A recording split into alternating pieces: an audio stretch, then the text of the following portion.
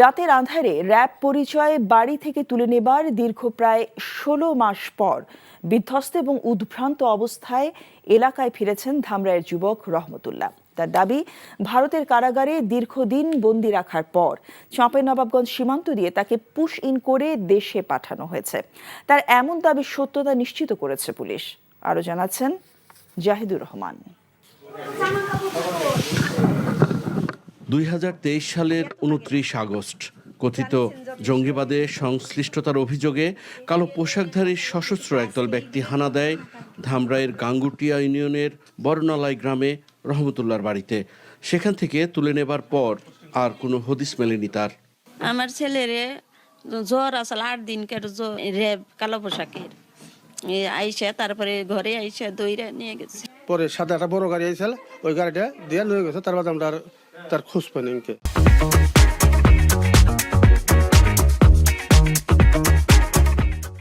রহমতুল্লাহ সন্ধানে থানা, গোয়েন্দা পুলিশ, র্যাব, মানবাধিকার কমিশন সহ আইন শৃঙ্খলা রক্ষাকারী বাহিনীর দপ্তরে মাসের পর মাস ধর্ণা দিয়েও পরিবারের সদস্যরা পাননি কারো সহযোগিতা, এমনকি সহমর্মিতা।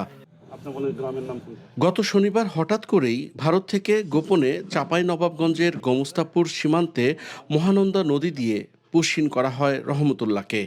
রহমতুল্লাহ নামে একটা লোক অপহরণ হয়েছিল বলে আমাদের এখানে একটা মেসেজ ছিল, জিডি করেছিল। তার মা আমার কাছ থেকে ফোন আসে চাঁপাইনবাবগঞ্জ থেকে যে রহমতুল্লাহ নামক এক লোককে পাওয়া গিয়েছে, সে ইন্ডিয়ায় ছিল, ইন্ডিয়া থেকে তাকে পুশব্যাক করা হয়েছে। গুম হবার প্রায় ৯ মাস দেশের বিভিন্ন স্থানে চোখ বেঁধে রাখা হয় রহমতুল্লাহকে।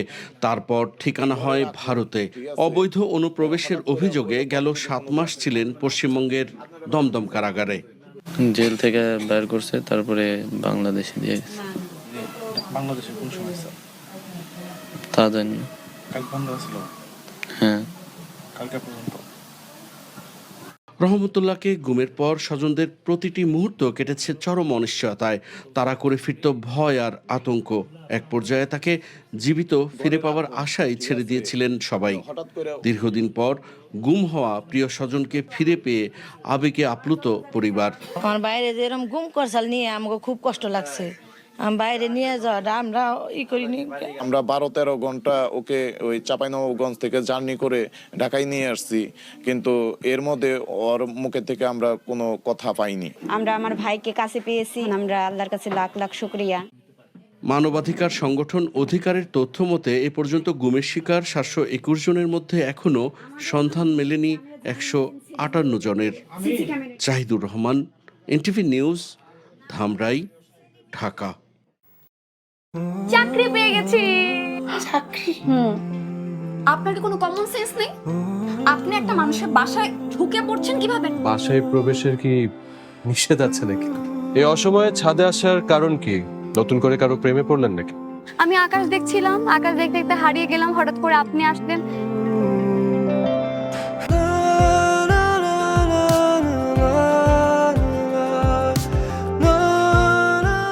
তুমি এখানে কেন? আমার অনুমতি নিয়ে এখানে আসা উচিত ছিল তোমার। মা, এই ছবিটা কার? আমার ম্যাডাম এই ছবিটা দেখে প্রতিদিন কাঁদে কেন মা? এই মেয়েটা কি সব কথা বলছে? মারিয়া, তোমার কি হয়েছে? আজ এত বছর পর কি শাস্তি দিব আপনাকে বলেন তো?